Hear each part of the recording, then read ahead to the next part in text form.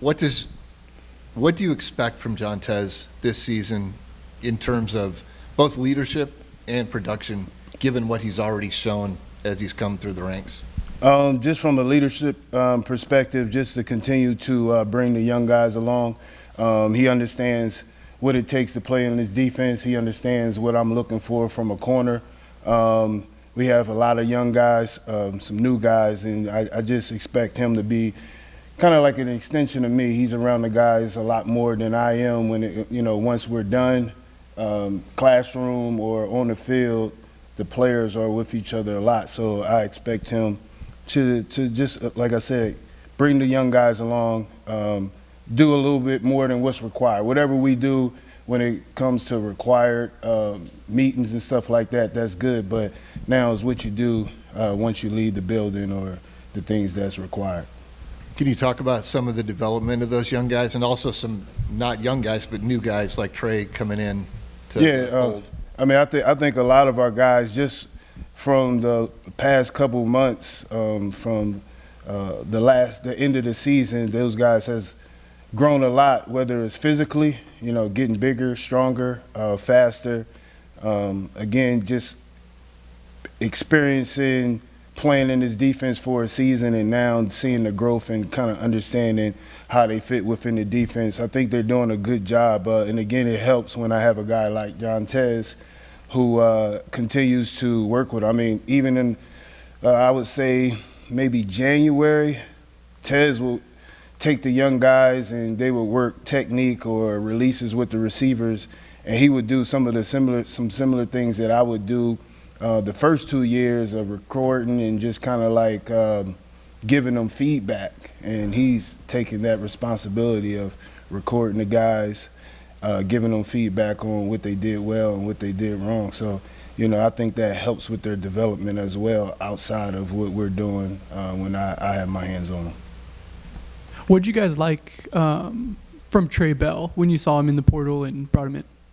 Just his experience, his size, his length, his speed, and playing in some big games and doing a good job in the big games. And I thought that some of the things that he has shown on tape, I thought fit what we do here at Iowa State. And how's his adjustment been like moving up to the Power 5 level at Iowa State? So far, it's been good. Obviously, you could tell with some things that we do that was different.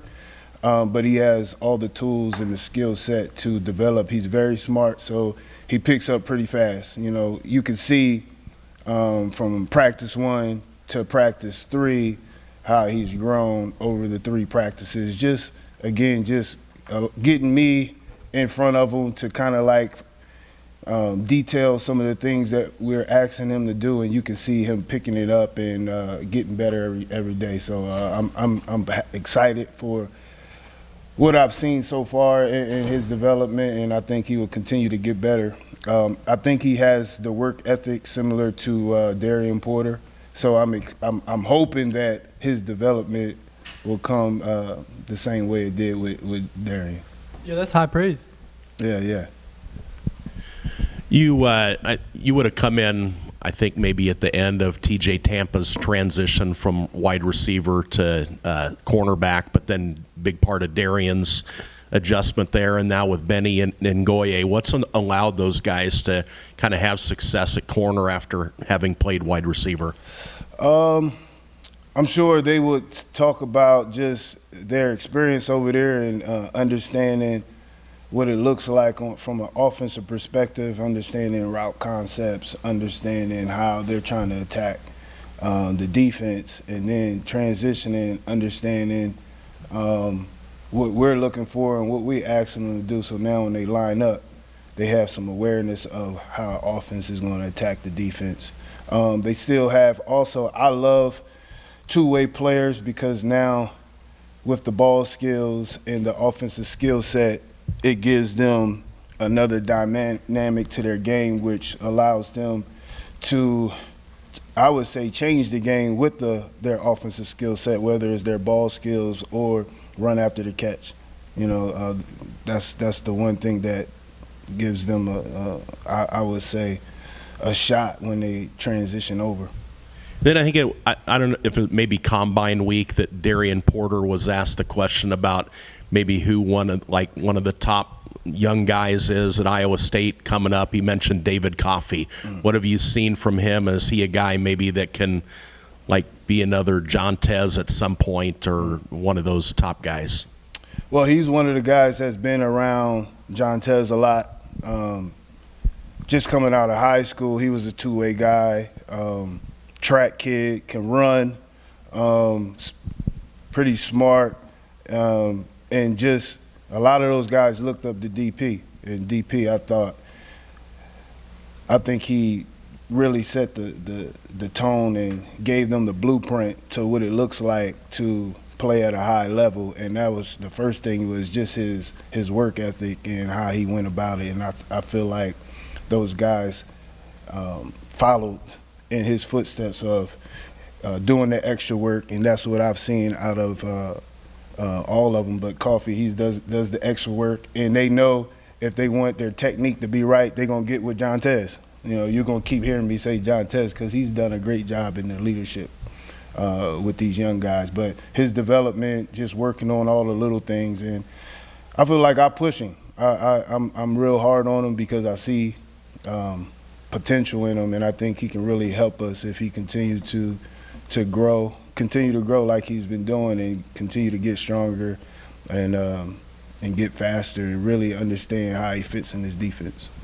You were speaking earlier about Trey Bell. Obviously transfers up from an FCS school in St. Louis. I think oftentimes people think of the transfer portal and the negatives that come from it, but how in this case is it a positive that a kid performs well at a lower level school and is able to come up to a Big 12 program and continue progressing his career positively?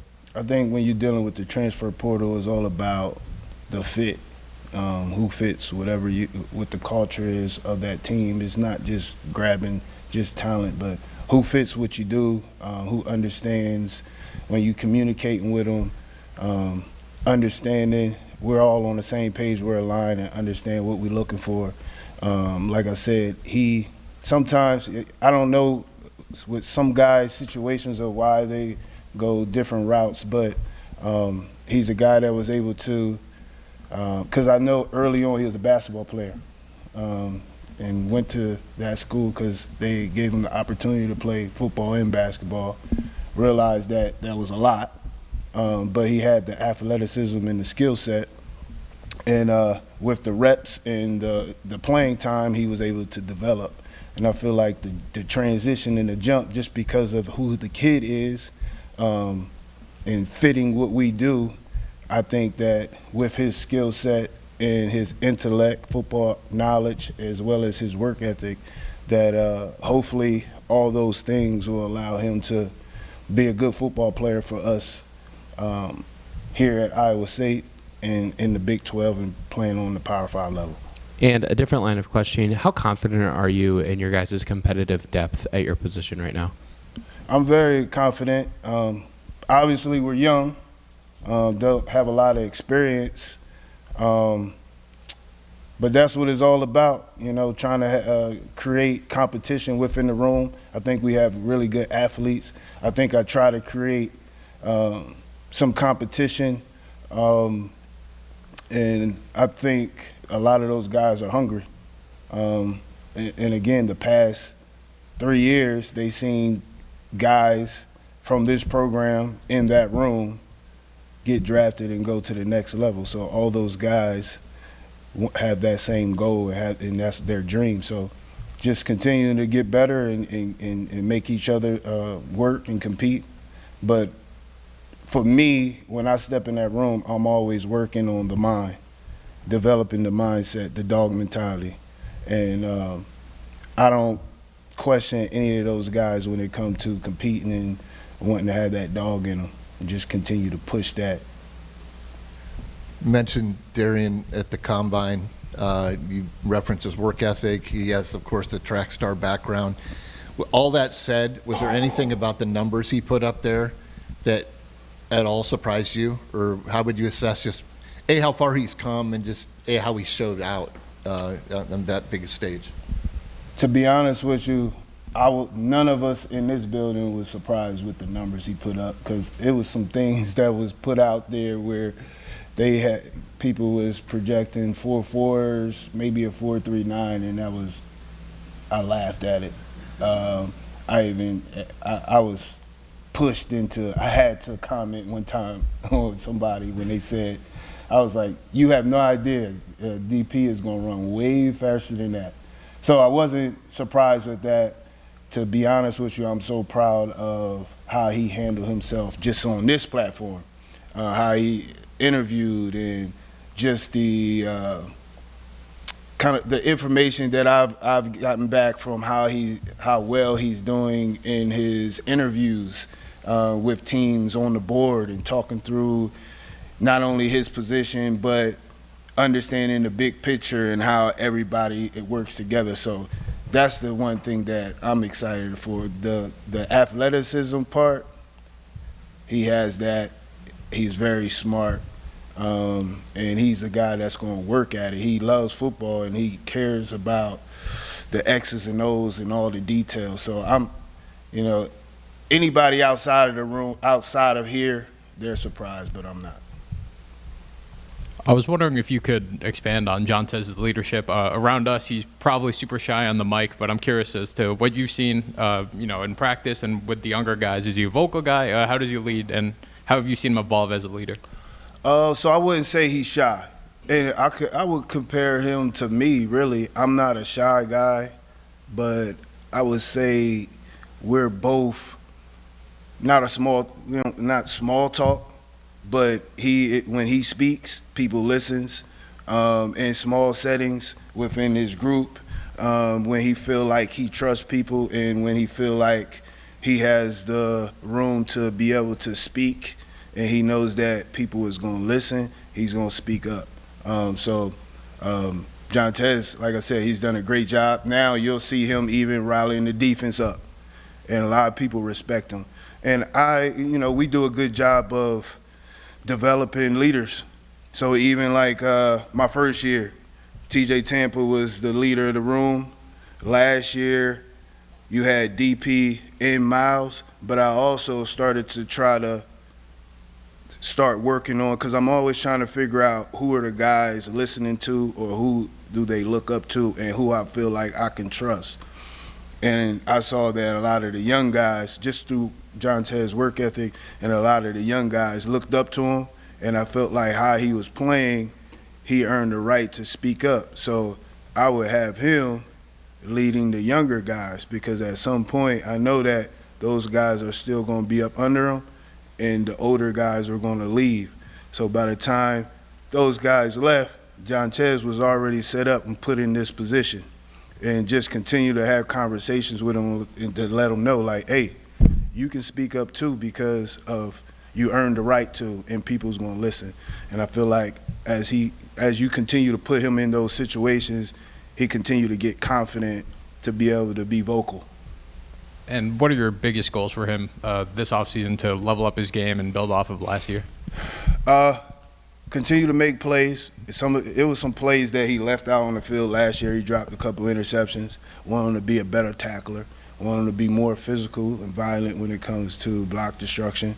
And again, like he's doing right now, not just being one of the leaders in the cornerback room or on defense, but on the team, because we lost some really good leadership, senior leadership, and it's now time for some new leadership, and just continue to step into those different roles. But I expect him to continue to play at a high level.